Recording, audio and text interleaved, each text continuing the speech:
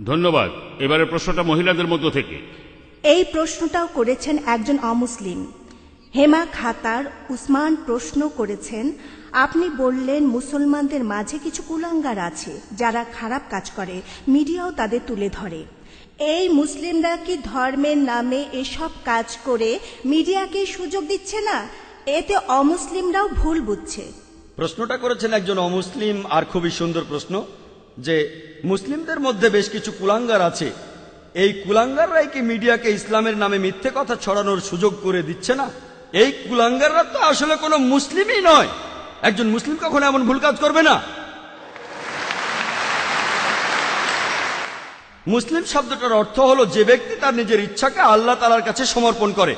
মুসলিমদের মধ্যে এই কুলাঙ্গাররা হচ্ছে আসলে নকল মুসলিম। নাম হতে পারে মোহাম্মদ, জাকির, আব্দুল্লাহ, সুলতান ইত্যাদি ইত্যাদি।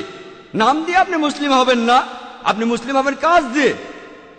আল্লাহর কাছে নিজের ইচ্ছাকে সমর্পণ করলেই আপনি মুসলিম হবেন। তাহলে এই লোকগুলো সত্যিকারের মুসলিম নয়, তবে তাদের নামগুলো মুসলিম। তাই মিডিয়াকে সুযোগ দিচ্ছে কি দিচ্ছে না এটা নিয়ে তারা ভাবে না। তারা তো তাদের নিজেদের ধর্ম নিয়েই ভাবে না।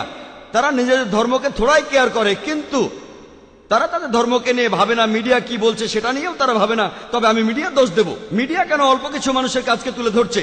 যদি মুসলিমদের বেশিরভাগই এসব কাজ করত তখন ইসলামকে অপবাদ দিলে আমিও আপত্তি করতাম না। তবে তারাও অল্প কিছু মানুষকে বেছে নিচ্ছে। চিন্তা করেন, হিটলার 60 লক্ষ ইহুদিকে হত্যা করেছিল, এজন্য কি খ্রিস্টান ধর্মকে দায়ী করব? হিটলার যে 60 লক্ষ ইহুদিকে মেরেছে, সবাইকে পুড়িয়ে মেরেছে, এজন্য কি আমি খ্রিস্টান ধর্মকে দোষ দিতে পারবো না? কারণ বাইবেলের কোথাও লেখা নেই যে তোমরা 60 লক্ষ ইহুদিকে হত্যা করবে। এমন কিছু করাটা খুবই ভুল হবে। সেজন্য আমি এইসব কুলাঙ্গারদের চাইতে মিডিয়াকেই বেশি দোষ দেব। প্রত্যেক গোত্রে আপনারা কিছু কুলাঙ্গার খুঁজে পাবেন, আর আমি আমার অনেক লেকচারে এইসব কুলাঙ্গারদের বিরুদ্ধে বলেছি। মিডিয়ার উচিত এমন খবর প্রচার করা যেটা সত্যি, কিন্তু তারা এইসব কুলাঙ্গারদের দেখিয়ে বলতে চায় এরাই হচ্ছে আসল মুসলিম।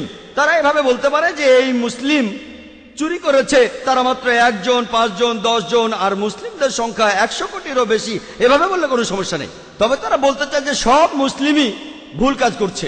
যদি একজন মুসলিম ড্রাগস নিয়ে ধরা পড়ে, মিডিয়া এমন ভাব করবে যেন সব মুসলিমই ড্রাগস নিয়ে ব্যবসা করে যাচ্ছে।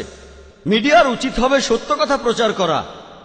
আমিও সেটাই চাই। আশা করি উত্তরটা পেয়েছেন।